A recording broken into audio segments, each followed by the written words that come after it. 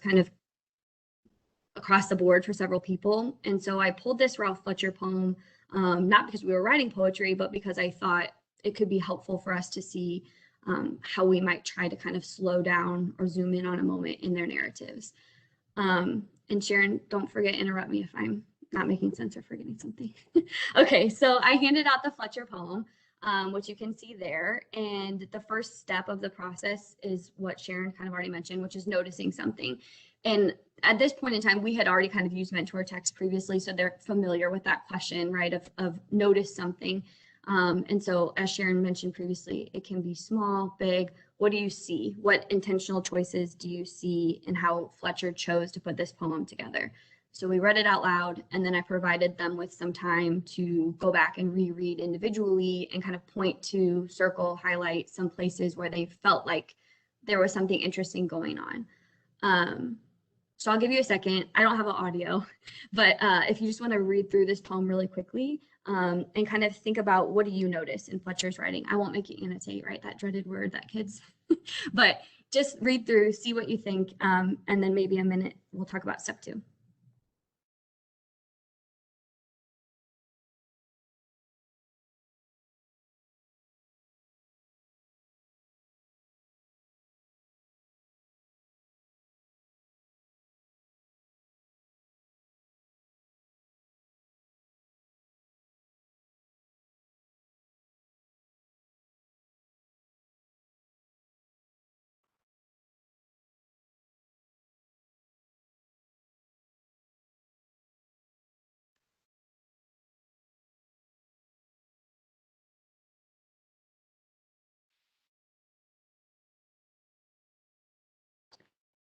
Okay, I have no concept of time when I'm nervous, so I'm just gonna pretend that that was good. So after they had made some noticings, step 2 is the tough part, right? Make a theory about why the writer did this. Why did Fletcher make these decisions? And so I typically was having them do that with a team, right? A small group, just because I think the more fruitful conversations can occur and more theories, right? More ideas can kind of come up when they're working together at that point in time. So you can see this slide, I gave them about 5 minutes or so, give or take, to work together to really try to come up with why did Fletcher make these decisions? What did you notice? Why do you think he did that? And what does it kind of add to our piece? And then I had them kind of jot down theories next to the poem. Again, this is kind of the tough step, I think, for a lot of kids. So we just go with it. And so on the next slide, after we had talked, they had talked in teams, we came together as a class, right? Because these theories, I think it's important to really emphasize to kids, there's not one right answer here. I think sometimes they see us teachers as we have this magic key that gives us all the answers on how to be good writers. We know exactly what to do. And that's, obviously simply not true. And so I want them to have conversations here that there are multiple reasons why an author might do something, a writer might do something, and also that we're really not searching for one right answer, right? There's not one specific thing we're trying to get them to get to. We're really just trying to be curious about writing and think about how intentional choices might be used. So on this slide, kind of in bold there, you can see those are some of the noticings. So some group says, we noticed that Ralph Fletcher repeatedly brings up Murray's hands, right? That's throughout the poem. And so then we come up with, well, what were some of the theories your group said? Why does he repeatedly talk about Murray's hands? Well, some people say, okay, it might serve as a symbol, right? All that he's been through in his life. It could connect his past, his hands, held the hand of his daughter, or they were at the war, to his present, his hands currently bleeding. Or shaky, in his age, etc. So the noticings are important, right? Because that kind of gives us a specific thing to talk about. So we really push them to say, where do you see this in the poem? And then the kind of theories, obviously, as to why they're making that choice and kind of come through. So I don't think I need to read through the whole slide. Do you think, Sharon? People can read. Okay, so anyways, so like I said, in bold, the theory, and then the kind of conversation I try to kind of record either on the board or on my computer. I'm trying to kind of synthesize what everyone's saying and throwing at us, highlighting this idea that there can be multiple theories. Okay, so then I say, all right, we've come up with some theories. Step 3 is to try to name the writerly move, right? And so I say, get out your notebooks, because the whole point of us reading this Fletcher poem, which could be lots of purposes, but in this specific moment, the whole point of us reading this Fletcher poem was to talk about how we could improve their narrative drafts by slowing down some of their writing, zooming in on some important moments that they picked. So in their notebooks, we want to say, how do writers do that? How do writers zoom in? How do they slow down? In this particular moment, how does Ralph Fletcher do that? And so this is kind of what we came up with from our theories, from our noticings. How can we name these steps? So we've got to zoom in and slow down. We might try repeating a meaningful image, interjecting snapshots, kind of the things that we theorized.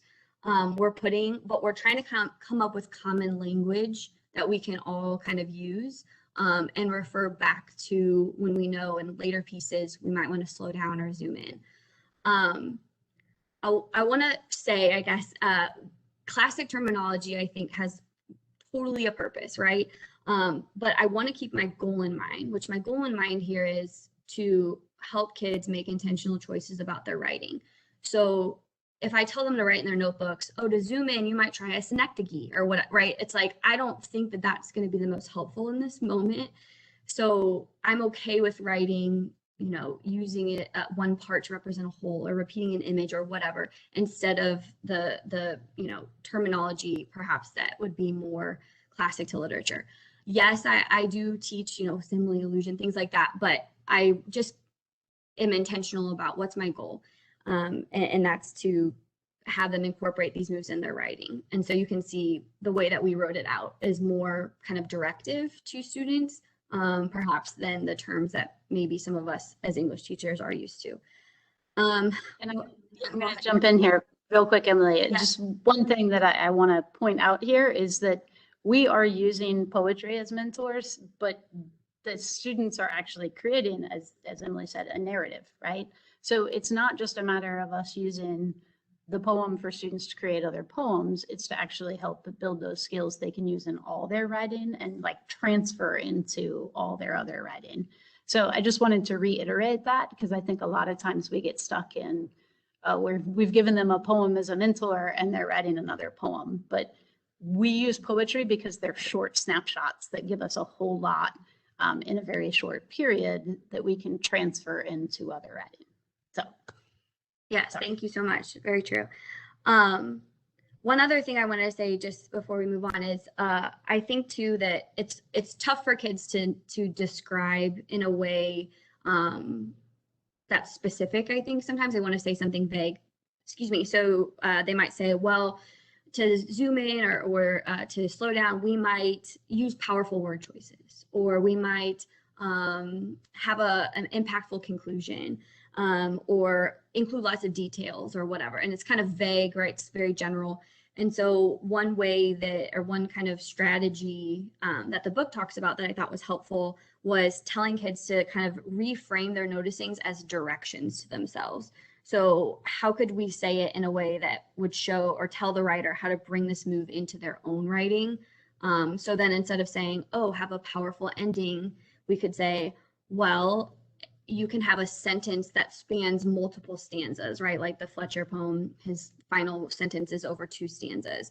Or you could return to an image or object, in this case his hands, that was stated earlier. That can create that powerful ending. So just reframing the noticings, the names as directions to themselves. I think that could be helpful. So I posted Lexi's excerpt here. This was she had written a narrative on her father and kind of an interaction that they had. And so this is what she had added actually in their notebooks. We wrote for about 10 minutes, I think, that day. And she didn't use everything she wrote, but she had incorporated this idea or this repeating image of his finger pointing at her and injected some dialogue. And so I thought this was just a good way to see how this kind of mini lesson was able to, or this mentor text was able to be incorporated into her narrative, not as a poem, but as a moment. I think, right? Okay. So step 4, then, the final step of the whole process is to think about how could I intentionally use this in my own writing. And so I think for the last time, don't hate us, or one other time, we were going to try to write a little bit, just because that is the 4th step, is to think, why do writers use this? What's the theory? And then how can I use it in my own writing? And so, like I have mentioned probably 1,000 times, students already had topics because they were writing narratives. So we're kind of starting from scratch. I'm asking you to start from scratch. But I think that those first 4 words are really inviting and easily kind of lend themselves to writing, hopefully. The last time I, I don't know, hugged my mom, or the last time I called my aunt, or the last time I checked everything off my to-do list, which was a long time ago. So let's take a few minutes. I promise I'll stop talking, and let's see, what can we come up with? Hopefully you can double click and do some writing on your own, and maybe try out at least one of the moves that Fletcher does in his words. DJ Sharon, I don't know if you can help us.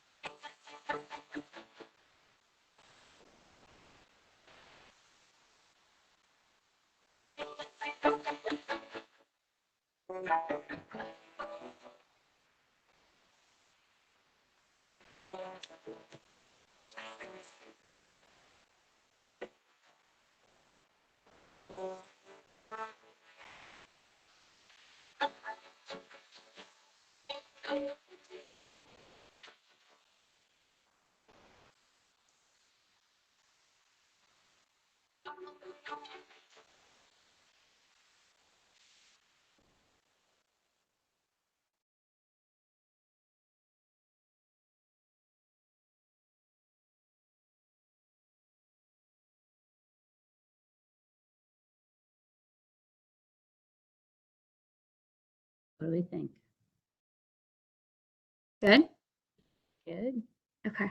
I know it's not enough time, obviously, to crank a lot out, but hopefully at least more time. And once again, we invite you to actually share to the same Jamboard. So if you already have our previous Jamboard open, you can just jump back to the other tab, or you can click the link again.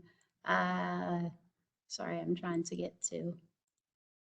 And we're just going to jump to the next page and do the same, where maybe you pull some of your favorite lines and post them here.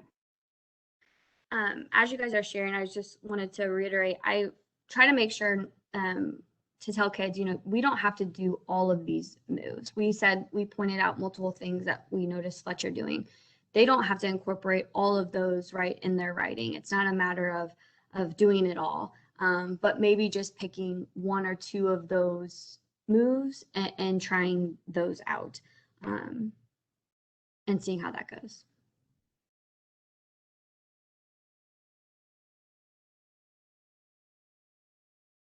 People are tired of sharing. They don't feel like sharing anymore. I know. That's okay. Wants to share.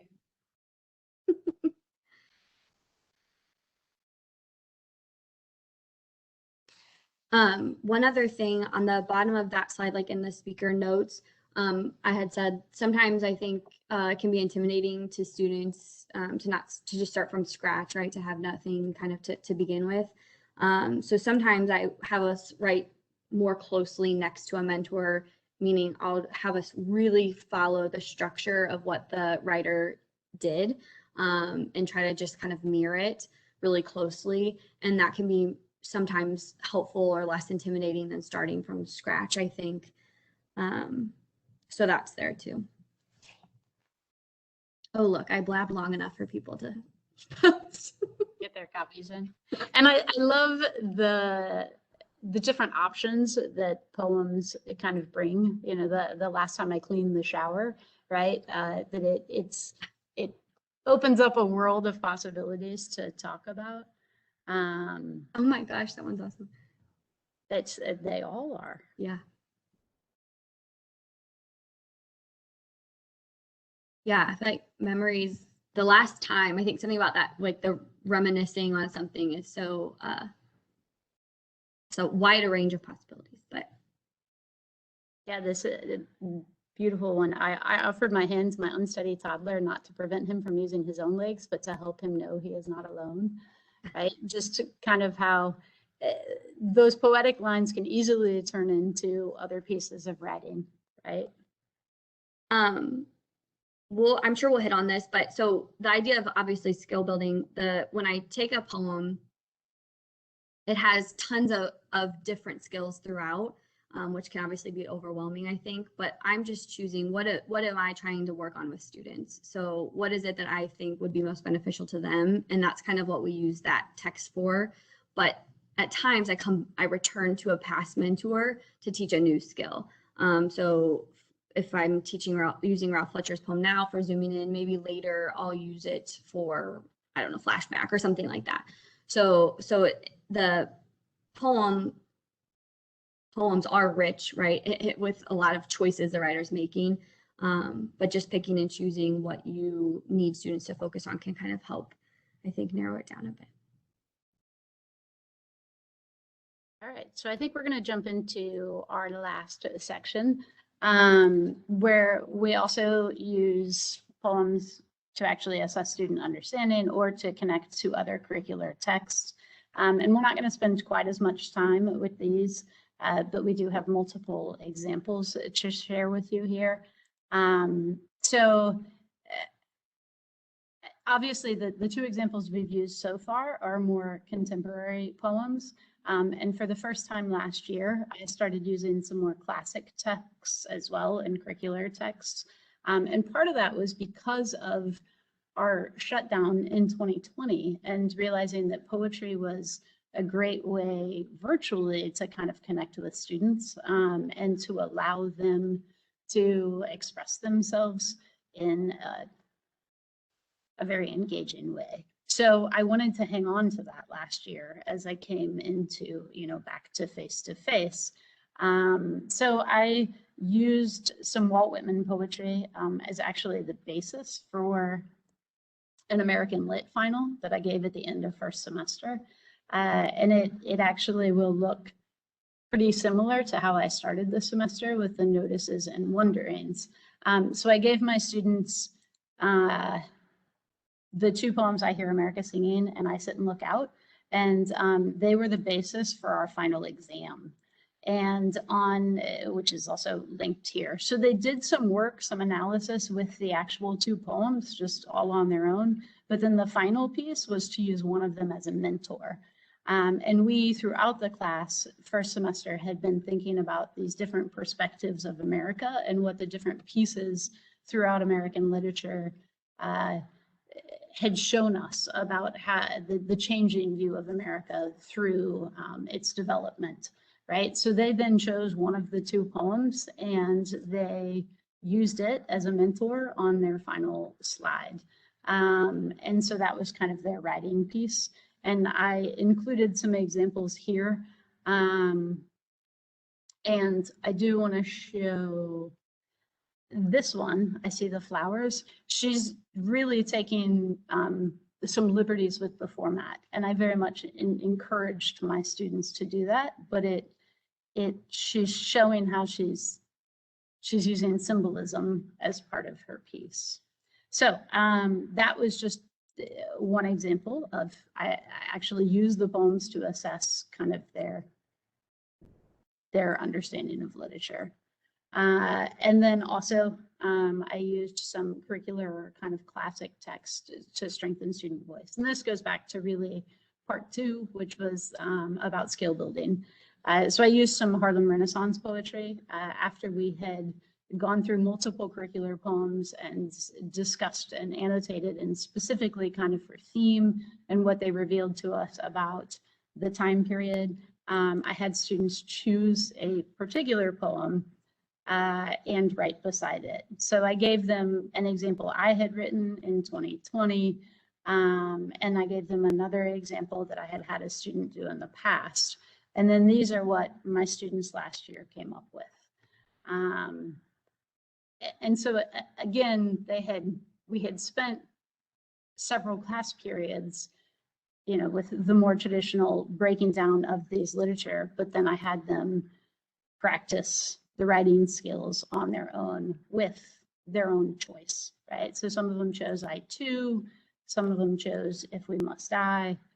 And again, I found my students were really proud of what they did. And they'd say things like, "Oh, Miss Bader, I can't wait for you to read this," you know?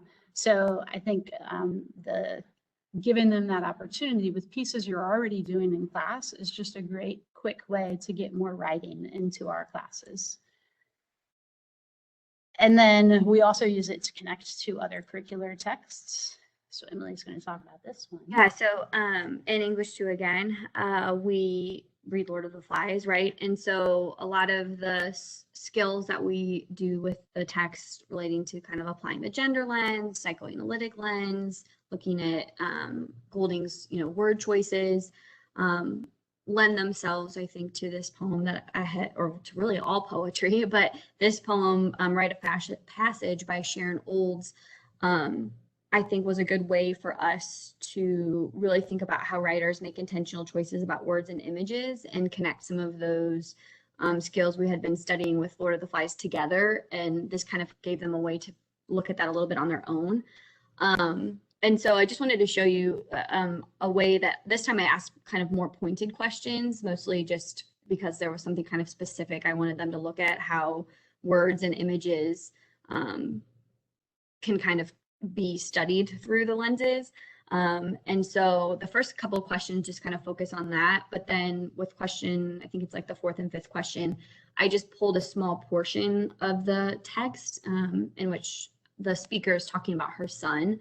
And I asked kids to pick a character from Lord of the Flies and mimic that kind of juxtaposition, young youth boy innocence compared to what she was hearing her son say to the other boys. And so we picked a character from Lord of the Flies and they wrote that. I wrote like a rough one down below just to give an idea. But yeah, sometimes I think when we have curricular text, poetry is nice because it's so short, it can be quicker and more perhaps accessible at times, I think, to pair with the poem or with the text, I'm sorry.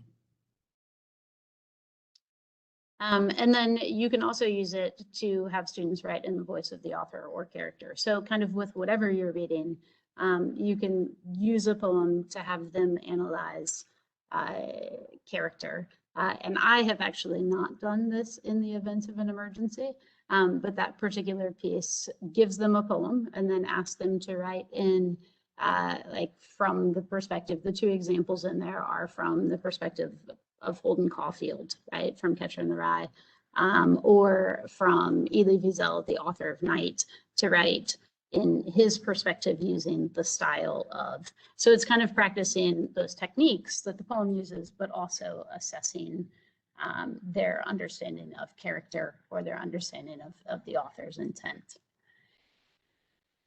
And then finally, we also just kind of gave you a bunch of additional resources divided into those 3 pieces that we kind of talked through. So these are examples we've done in our classes for the most part, and have been that have been successful with students. And a lot of these pieces, this My Father is an Oyster, Looking for the Gulf Motel definitions were actually all geared toward essay writing. They weren't geared toward poetry, right? So again, thinking about using poems in new ways to help them build their skills in other writing is kind of something we've been playing with a lot more in the last several years. We added the other category at the bottom, just because when we were talking about this, we were thinking we use poetry, doesn't necessarily fall under curriculum or skill building or community building, but more so just like we wanted to have a day of like celebrating, or we wanted to have a day of, wow, a lot's going on in the world. We just need to kind of process what's, or just write and give students time to think about either what was going on or get away from what was going on if they wanted to. So those two other ones are just some more alternative pieces that we use. Yeah, they didn't fit anywhere else, but we still really liked them. And then finally, I think that we've given a few other places to find some poems. If you're thinking particularly about some contemporary poems, these are kind of our go-tos. But also we both Emily and I have on our Google Drive a folder that's just mentors. And when I run across something, whether it's a poem or other excerpt of something, I just drop it in there. Sometimes it's even just a screenshot from my phone that I drop in there. Because I know, oh, I can use this sometime for something. So we really encourage you to kind of do that as well. That's where we get a lot of our pieces. It's just kind of along the way. Any other comments there, Emily? No, not that I've seen. Okay. Just people being nice, because y'all are very nice. So yeah, if you have questions or you want some more resources or you want to know exactly how we did something, please. Or you do something that we could steal from you. Yes. We would love your ideas. We'd love to steal them. Notice that's the bigger font. We will also answer any questions or offer support. So thank you all. Thank you all for participating on the Jamboard and in the chat. Really appreciate it. And now your PD is done for the day. Sorry, yeah. Sharon, some people asked about attendance. I took attendance, so you guys should be good. There shouldn't be anything that you need to do for attendance purposes. Yeah, she wrote all the names down. We appreciate. All right, so I think that's it. Feel free to leave us. Yes. That's a good end. Okay, let me double check, Sharon, before you X out, though. I just want to be, well, I guess people have gone. I had 36, and that's how many people were in here, so I'm sure it's yes. Fine. Yeah. Okay, I'll go on to that website then and just do it for us. Okay, fantastic. Hey, go eat lunch.